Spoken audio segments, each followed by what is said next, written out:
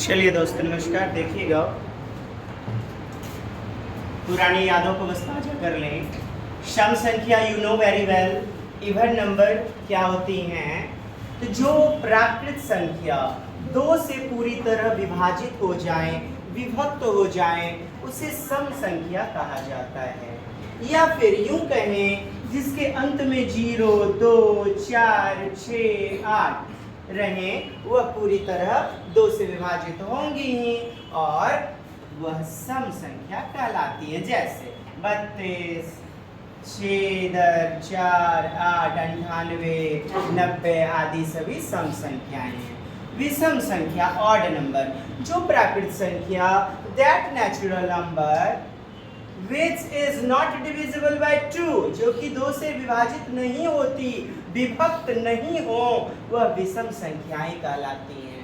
आगे बात करें अभाज्य। क्या है अभाज्य? प्राइम नंबर्स,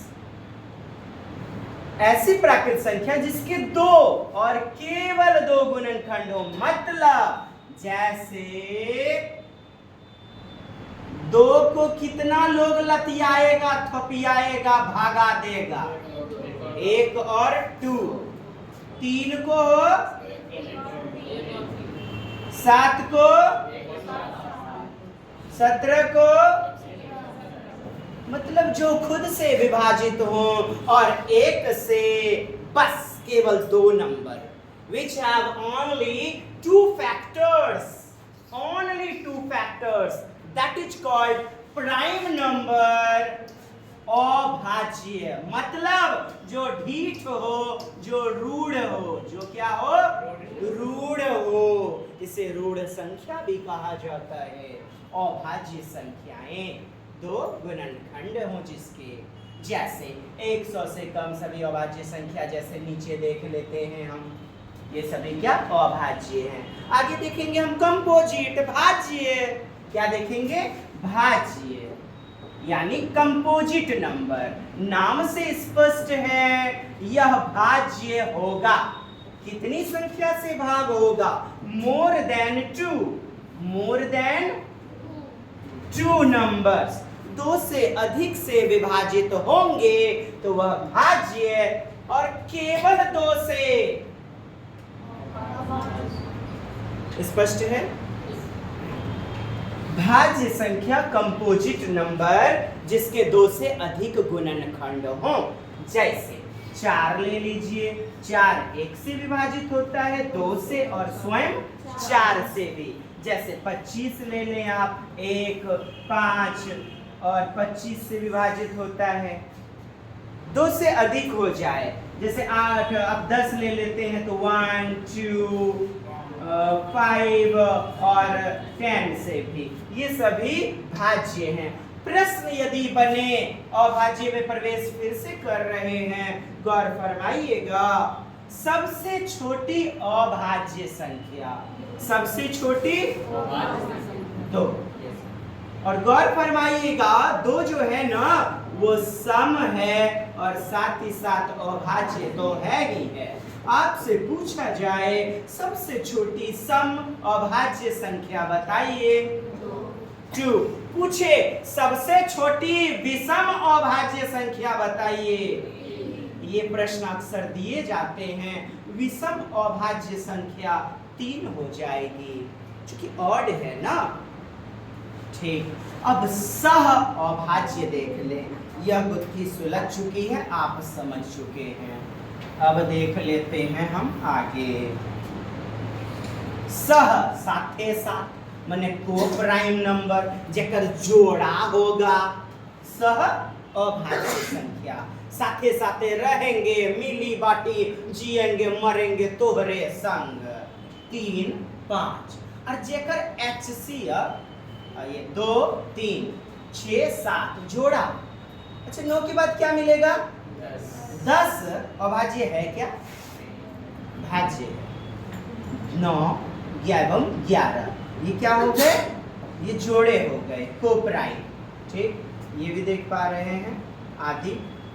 यदि तथा 6, 2 ऐसी संख्याएं हैं जिनका महत्तम समापवर्ती HCF 1 हो, तो सह अभाज्य क्या होता है ना, जिनका HCF 1 आ जाए। जैसे आप 2 से 3 में देखिए HCF निकाल के देखते हैं। 2 एकम 2 1 रहा ना, 1 आ गया। अब 1 से किसको भाग देंगे? 2 को। 1 दूनी 2। 1 हमारा क्या आ गया? HCF हाईएस्ट कॉमन फैक्टर, महत्तम समापवर्ती है। तो जिनका मौसा 1 आवे, ऐसी संख्याएं सह अभाज्य कहलाती हैं। आप जानते हैं जातीय मान यानी अंकित मान यानी दर्पण मान यानी जातीय मान, लोकल वैल्यू या कहेंगे क्या? प्लेस वैल्यू, फेस दर्पण, फेस वैल्यू। अब जैसे कि 5 का फेस वैल्यू क्या होगा? 5 ही होगा, जानते ही हैं। फेस कभी नहीं बदलता है, चेहरा वही रहता है। क्या बदल जाते हैं? आदमी के नियत बदल जाते हैं। श्री सद्गुरु महाराज की वाह। तो देखिए, किसी दी गई संख्या में किसी अंक का जातीय मान उसका अपना मान होता है, चाहे वह किसी भी स्थान पर क्यों ना रहे। स्थान के कारण तो स्थानीय मान देखते हैं, प्लेस वैल्यू देखते हैं। नहीं कहेगा 3241 में 2 का उसके बाद कितना? 1 2 यानी इकाई दहाई और सैकड़े पर 2। तो 2 का प्लेस वैल्यू 200 होगा। 2 का प्लेस वैल्यू 200 होगा। ये इसमें 2 का स्थानीय मान आ गया, प्लेस वैल्यू आ गया। तो स्थानीय मान आप समझ चुके हैं, स्थान के कारण वैल्यू किसी का। और पढ़े तो होंगे ही सीटेट वगैरह में, ये तो अक्सर जो है जी संख्या के पाछू में पछवाड़ा में जैगो लोग बैठल रहेगा, वैगो को मार करके 0 मुँह आ देंगे। भाज्य बराबर सूत्र क्या होता है? भाज्य बराबर भाजक गुना भागफल प्लस शेष। भाज्य बराबर भाजक गुना भागफल प्लस शेष। क्या निकालना है हमें? भाज्य।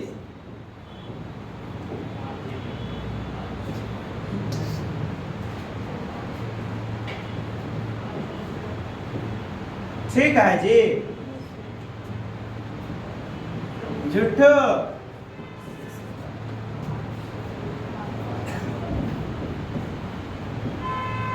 भागफल कोसेंट,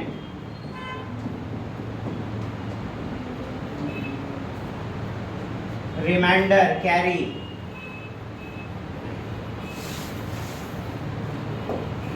रिमाइंडर। डिविजर और डिविडेंड बताइए। डिविजर ये बीच वाला जिससे भाग देंगे ना, डिविजर। नहीं हुआ? देखिए तो देखिए, भाज्य जो होता है ना वो डिविडेंड कहलाता है। क्या कहलाता है? डिविडेंड, बीच वाले को जब भी निकालते हैं तो। और भाजक अर्थात डिविजर, जिससे भाग देते हैं, जिसको भाग देते हैं वह भाज्य कहलाता है। भागफल जानते ही हैं, कोसेंट, शेषफल, रिमाइंडर। और सूत्र आपका भाज्य बराबर भाजक गुना भागफल प्लस शेष। ठीक है। अब देखें विभाज्यता के नियम, विभाज्यता के नियम, विभाज्यता की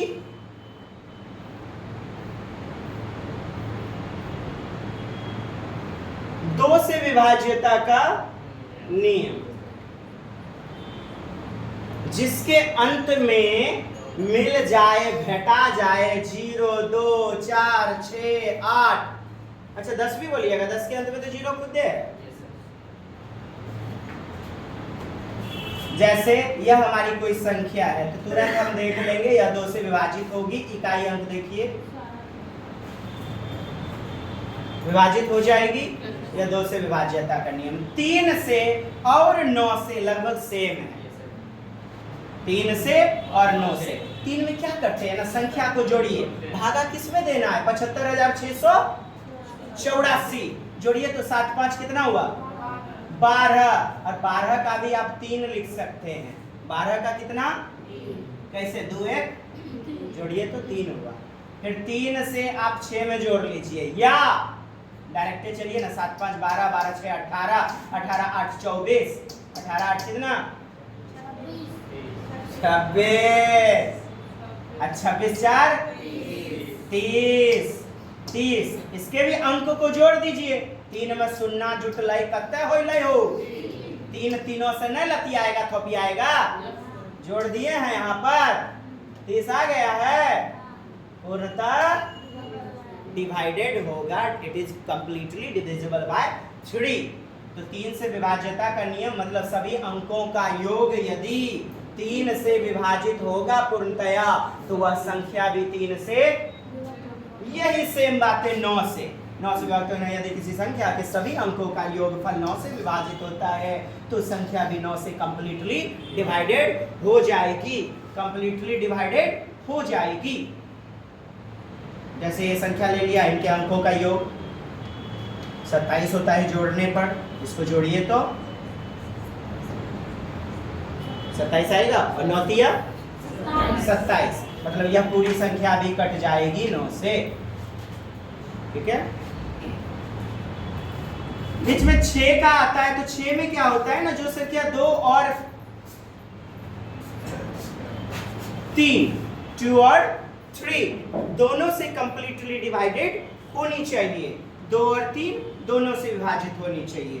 तो आपने देखा 3 में 3 से विभाज्यता के नियम, संख्या को जोड़ लेते हैं, यदि वो पूरी तरह कट जाए तो ठीक बात, और 9 से क्या होता है, वह पूरी तरह संख्या को जोड़ने के बाद यदि कट जाए, विभाजित हो जाए, तो वह संख्या भी पूरी तरह से विभाजित होगी।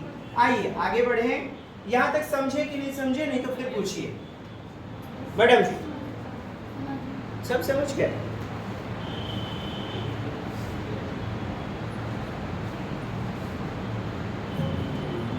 पांच से विभाज्यता का नियम, कोई दिक्कत नहीं है, अंत में 5 होना चाहिए या फिर 0 होना चाहिए, इसमें तो कुछ सोचने वाली बात नहीं है। 4 से विभाज्यता का नियम क्या है? कोई संख्या 4 से विभक्त तभी होगी जब उसके दहाई और इकाई अंक से बनी संख्या, जैसे दहाई और इकाई से, जैसे 132 इकाई पर क्या है 2 और दहाई पर क्या है, इससे संख्या क्या बनी 32। यदि यह पूरी तरह कट रही है 4 8 32, तो यह पूरी तरह कटेगी। यही 8 में होता है, यही चीज क्या होता है 8 के डिविजिबिलिटी में होता है।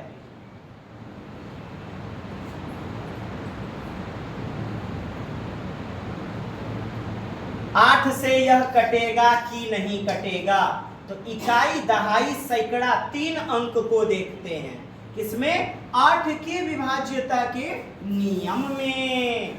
8 से के लोग मर जाई जेकर इकाई दहाई और सैकड़ा अंक से बनी संख्या यदि लतिया जाए, थपिया जाए, भागा लग जाए कितना से 8 से, तो वह पूरी संख्या डिवाइडेड हो जाएगी। खैर 4 से चल रहे हैं और एक नियम 0 देखना है, क्या 0 रहता है एक नियम में। चलिए देखते हैं 4 से विभाज्यता का नियम। इकाई और दहाई अंक से मिलकर के बनी संख्या यदि 4 से कंप्लीटली डिवाइडेड होगी, जैसे संख्या है इतना, अंत में इकाई और दहाई से मिलकर बना है क्या 32, 32 4 से डिवाइडेड होती है। ठीक, ये बात है। और साथ ही साथ जाने यदि इकाई अंक और दहाई अंक पे यदि 0 है तो भी वह पूरी तरह विभाजित हो जाती है। यही चीज हम लोग 8 वाले में भी करते हैं।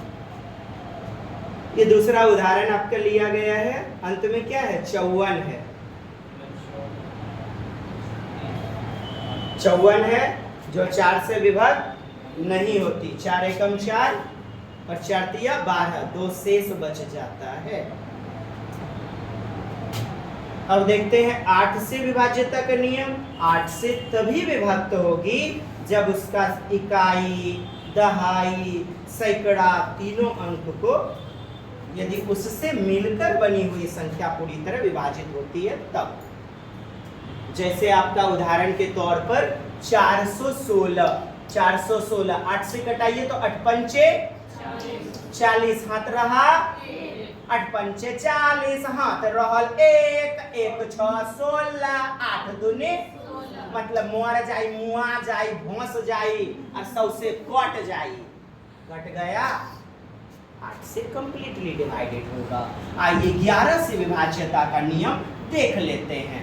सम और विषम समझते तो हैं, अभी बात कर लिया इसलिए हमने इससे पहले सम विषम को देख लिया। विषम सम, विषम सम, विषम सम, यानी इवन, ये ऑड इवन, ऑड इवन, एक एक छोड़ करके, ठीक यही खेल करेंगे। विषम विषम को जोड़ देंगे और सम सम को जोड़ देंगे, जो प्लेस पे है आपस में घटा देंगे। वो घटने के बाद यदि डिवाइड होगा तो 11 से विभाजित होगा। देखते हैं, पढ़िए तो प्रियंक साहब या प्रभास भाई साहब, 11 से विभक्त होने के नियम। 11 से विभक्त होने का नियम, कोई भी संख्या 11 से तक विभक्त होगी, जबकि इकाई उसे बाई ओर से चलने पर सम स्थानों के अंकों का योग तथा विषम स्थानों के अंकों का योग का अंतर शून्य तथा शून्य हो, या तो शून्य हो जाए अथवा मतलब या 11 से पूरी तरह विभक्त हो जाए, विभाजित हो जाए। जैसे संख्या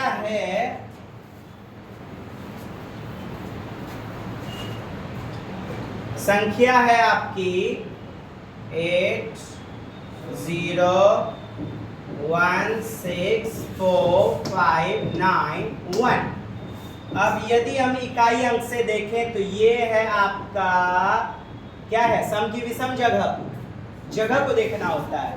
विषम है ना, ऑड है, विषम विषम विषम, इनको जोड़ लेना है। क्या करना है, 1 + 5 + 6, 1 + 5 + 6 + 0 जोड़ लिए। और देखिए सम में सम स्थान के भी अंकों का योग करना होता है। सम में देखिए तो जोड़िए तो सम में सम सम सम 9 4 1 + 8, 9 4 1 + 8 जोड़ने पर कितना हो गया 22। माइनस का चिन्ह दे दिया हमने, इसको प्लस करने पर 12, 22 में 12 गेल 10। अब देखिए 10 11 से कटता है क्या, नहीं, तब यह भी संख्या पूरी की पूरी विभाजित नहीं होगी। और सुनिए, यहाँ पर यदि आता क्या 0 आता तो पूरी तरह विभाजित हो जाती, तो पूरी तरह विभाजित हो जाती। जैसे इसका भी वैल्यू आ गया 11, ये 22 आया ना, तो ये भी यदि जुड़ के 22 हो जाता तो बराबर कितना आता 0। यही लिखा गया है, अंतर यदि या ये हो गया डिविजिबिलिटी टेस्ट किसका 11 का डिविजिबिलिटी टेस्ट। विषम स्थान का योग कुछ नहीं, यहाँ से देखिए ना, ज्यादा मतलब वो मिक्सअप मत कर लीजिएगा। विषम स्थान का योग माइनस सम स्थान का योग, इतना इतना इतना इतना हमने कर लिया। 21 - 21 बराबर कितना आया 0। It is completely divisible by 0। संख्या ये है आपका, ये देखिए क्या इतना इतना 11 से डिवाइडेड होगा, यही बातें देखनी है। अब संख्या लीजिए, इतना ले लेते हैं। ये देखिए विषम विषम विषम, ये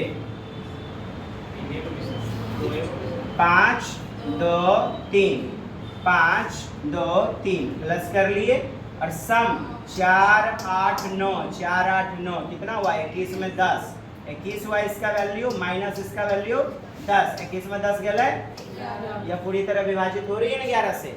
मतलब यह बड़ी से बड़ी संख्या बिना भाग दिए आप कह सकते हैं, बिना भाग दिए कि कंप्लीटली डिवाइडेड समझ पाए हैं? 7 से देख लेते हैं। उम्मीद करता हूँ बेहतर समझ गए होंगे, आगे बढ़ना चाहिए।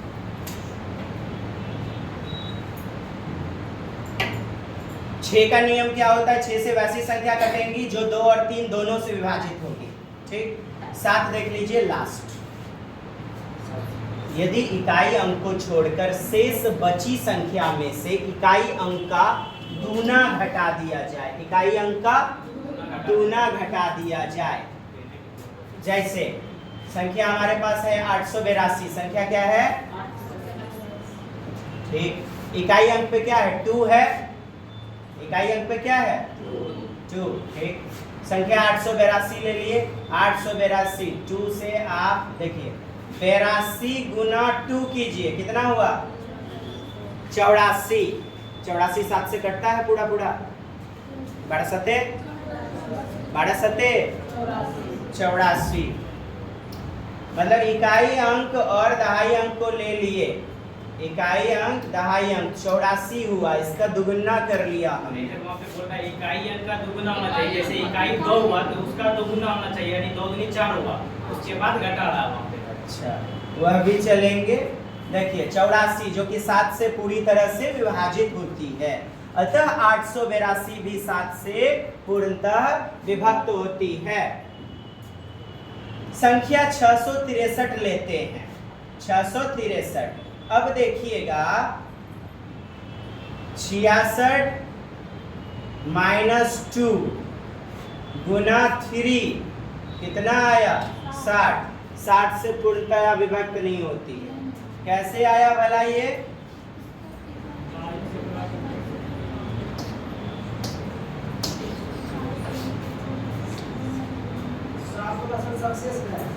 सात वाला सक्सेस नहीं है, वैसे भी दिमाग की दही बना देता है। 7 वाला ज्यादा सक्सेस नहीं होता, ऐसे ही बोलो।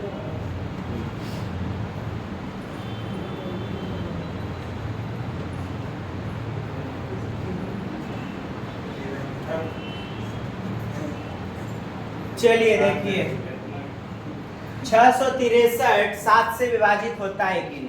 इससे तो बढ़िया हम लोग जो है ना 7 7 9 63 66 में गया, अब फिर बचा कितना?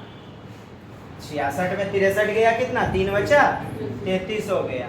7 चौके 28, यानी पूरी पूरी तरह नहीं कट रहा है, 5 शेष बच जाता है। 5 शेष बच जाता है।